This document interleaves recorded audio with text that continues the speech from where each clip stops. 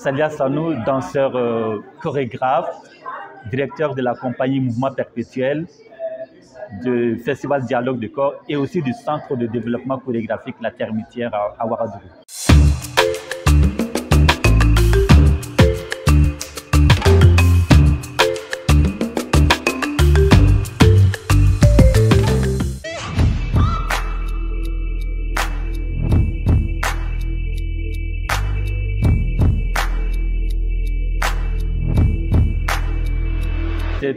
C'est une invitation d'un ami musicien qui s'appelle Imed Alibi, qui vit en partie à Montpellier, Paris et Tunis, et qui m'a dit: Salia, je fais l'ouverture musicale des journées chorégraphiques de Carthage.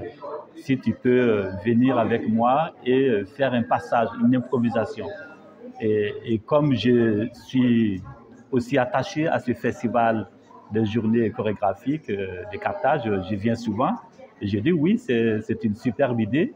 Ça me permettrait aussi d'être là, de partager, et aussi de partager mon expérience et puis aussi parler du Festival Dialogue de Corps qui arrive aussi en décembre prochain. Voilà, donc je me suis embarqué dans cette histoire de façon très spontanée, sans préparation, mais j'aime bien cette idée, ce challenge d'être sur la scène de façon spontanée et de dialoguer avec des personnes, avec des musiciens. Et voilà, donc cette traversée, ce voyage en quelques minutes, ce passage pour moi est une traversée, est un voyage que j'ai souhaité offrir aussi à ce public tunisien qui est fin connaisseur de la danse. Oui, pour moi, la présence de la musique dans le corps est très très important. Hein. La musicalité du corps déjà est quelque chose de fascinant. Hein. Il faut s'écouter, il faut écouter son corps. Et en écoutant son corps, on est aussi en train d'écouter la sonorité qui vient de l'extérieur. Et avoir des musiciens sur la scène et des personnes physiquement qui jouent avec leurs instruments, pour moi, c'est du pain béni. De plus en plus en danse contemporaine, les moyens de production font qu'on n'associe plus souvent les musiciens, on reste sur la bande son.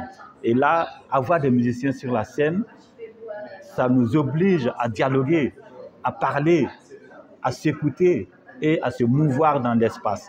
Et ce que j'ai essayé de faire hier à cette soirée, c'est vraiment dialoguer avec les musiciens et aussi dialoguer avec le public parce que ça va ensemble. Et voilà, il y a toute l'expérience aussi de la scène qui va aussi parler. Hein.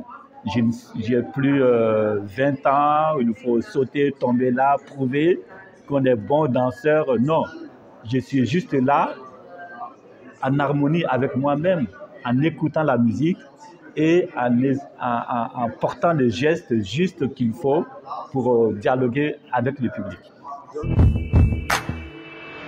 Oui, c'est ça la magie, la poésie. Et moi, je fais beaucoup attention à l'image que ma danse peut envoyer.